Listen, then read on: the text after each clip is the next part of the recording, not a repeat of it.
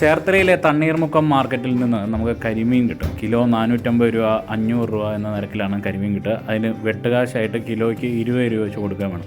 എന്നിട്ട് നമുക്കിന്ന് നല്ലൊരു കരിമീൻ ഫ്രൈ തയ്യാറാക്കാം. അതിൻ്റെ അകത്ത് വളരെ സിമ്പിളായിട്ടുള്ള കാര്യങ്ങളാണ് നമ്മൾ ചെയ്യുന്നത്.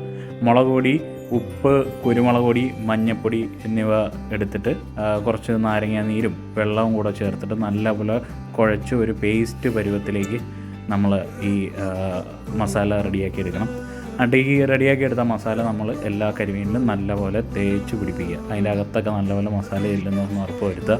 എന്നിട്ട് ഒരു മണിക്കൂറോളം വച്ചിട്ട് ഒരു മണിക്കൂർ വെച്ചതിന് ശേഷം നമ്മളിത് നല്ല എണ്ണ ചൂടായി കഴിയുമ്പോഴത്തേക്കും തിളച്ച വെളിച്ചെണ്ണയിലേക്ക് ഈ സാധനം കൊണ്ട് ഇട്ട് കൊടുക്കുക.